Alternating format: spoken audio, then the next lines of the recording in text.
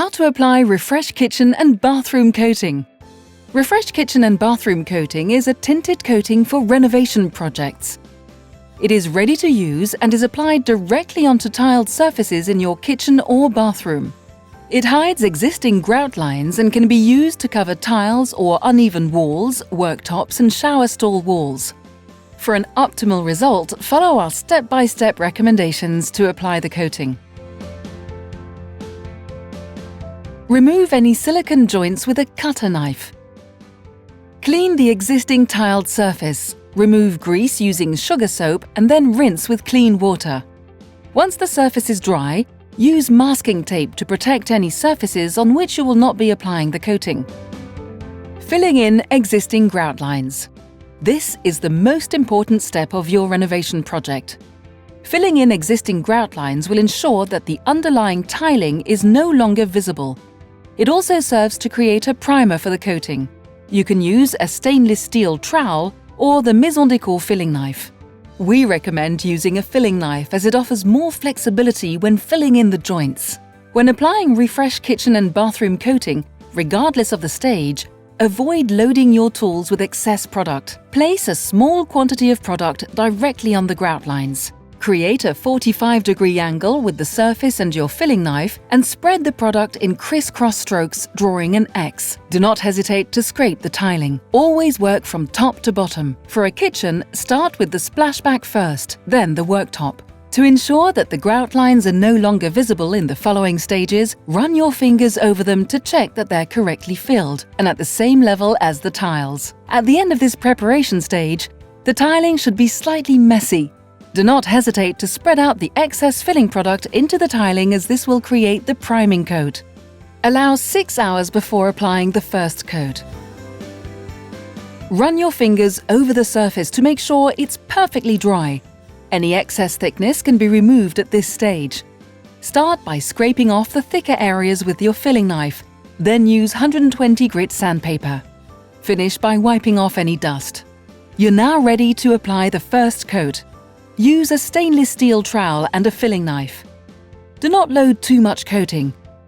If you're right-handed, place the product on the left side of your trowel to make it easier to spread out.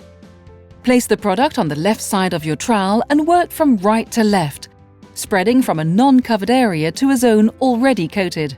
Find the right angle between your trowel and the surface. If the angle is too open, the product may pull off, making it difficult to spread it on the tiling.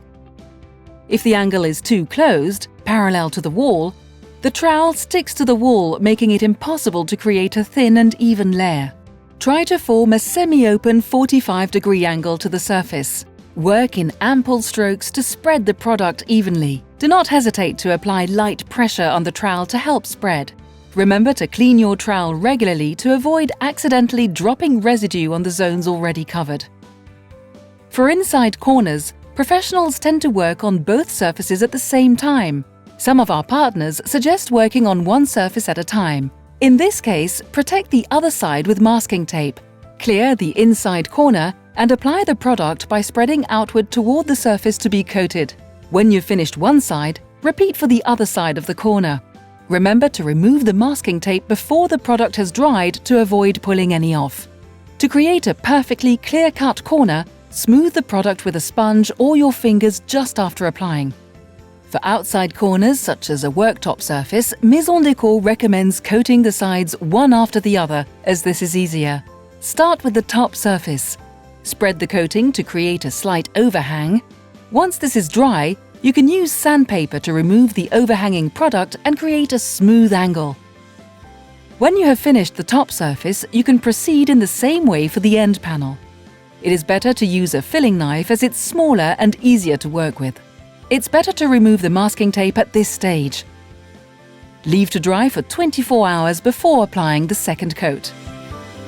After 24 hours, run your fingers over the surfaces to check that they're completely dry. Be sure to check the corners too, as these areas take longer to dry. Use sandpaper to smooth the surface and obtain a beautiful, even finish. Important: it'll not be possible to sand down the surface after applying the last coat. Proceed as earlier, using a filling knife to remove most of the excess product, then use 120 grit sandpaper. Finish by removing any dust from the coating. This last coat serves to create the concrete effect. If you wish to create more nuances and texture to the effect, your strokes should be short and rounded. To make it easier to smooth the last coat, you can dilute the product with a maximum of 5% water.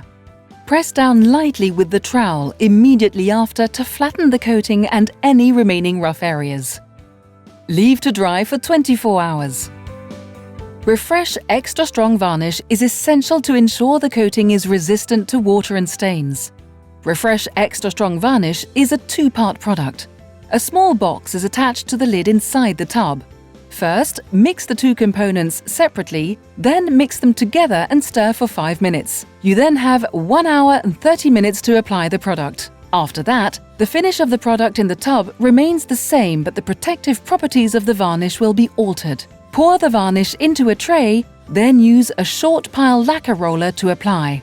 Focus on the corners and the areas between the coating and another surface using a brush. Load the roller and remove the excess product in the tray to avoid excess thickness. Apply the varnish on small areas in crisscross strokes. Finish by laying off, working from top to bottom without reloading the roller and without exerting any pressure. Note that even if you have leftover varnish from the first tub, you can no longer use it because its protective properties are altered. You'll need a new tub for the second coat. Use the same method as for the first coat. Remember to recreate any silicone joints you may have removed. Wait 10 days before subjecting it to any heavy-duty use. Clean the surface using gentle cleaning products and a non-abrasive sponge.